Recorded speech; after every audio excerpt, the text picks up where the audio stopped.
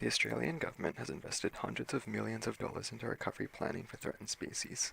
Australia has some of the greatest biodiversity in the world, with at least 28,000 known native species. Unfortunately, Australia also has some of the greatest amounts of human-induced extinction in the world, a trend that is continuing today at an ever-increasing rate, with over 1,700 documented threatened species and communities. However, if the proper resources are allocated to recovery planning, this tremendous loss of biodiversity can be mitigated. The Commonwealth Environment Protection and Biodiversity Conservation Act of 1999 first became active in June of the year 2000, and since then the recovery of threatened species has been a priority for the government and Australian society alike. One of the objectives of this act is to allow for recovery plans to be made for all threatened species, plans with the aim of improving or stabilising the declining conditions of threatened species and communities.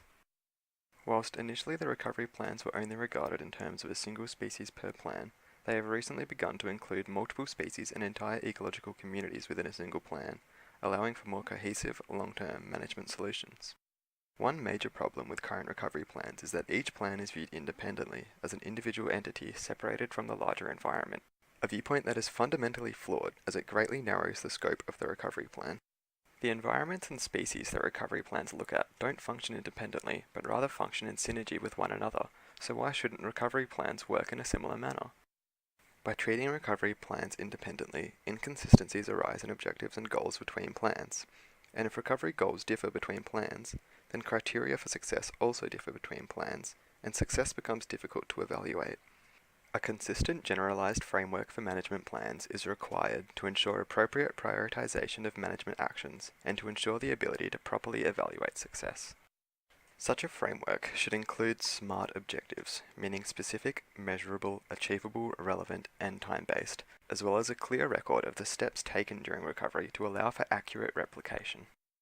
There is also a lack of any clear, centrally administered reporting or evaluation system in place, which makes evaluating the progress and subsequently the success or failure of a recovery plan very difficult.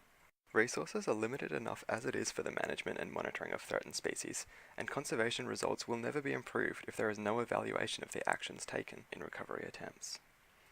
A 2011 study from Watson discovered that although the monitoring of species trends is mentioned in most recovery plans, proper action is rarely conducted, and when it is, the data gathered is not put into any sort of database.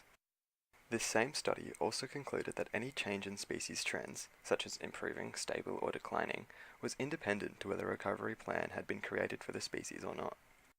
In certain cases, it's evident that recovery plans have prevented an extinction. However, recovery has also been observed to occur without a plan. It's undoubtable that the data and results from recovery plans is extremely limited, and improvements need to be made to how recovery plan progress is assessed to allow for proper evaluation, and to minimize wasted resources. This isn't to say that the money invested into recovery planning has not been well spent. Conservation is crucial in Australia's biologically volatile landscape, and any money invested to protect that landscape is money worth investing.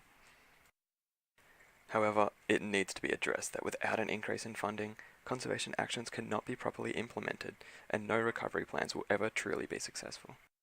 Studies show that one of the greatest factors that contribute to the success of a recovery plan is a high proportion of actions being implemented, and so greater commitment is needed on behalf of the Australian government to fund threatened species management in Australia and ensure the full implementation of recovery plans is possible. More money needs to be invested into conservation, or else no changes will ever occur to the recovery process, and recovery goals will forever be unattainable, leaving irreparable damage to our unique, fragile environment. The Australian government has invested hundreds of millions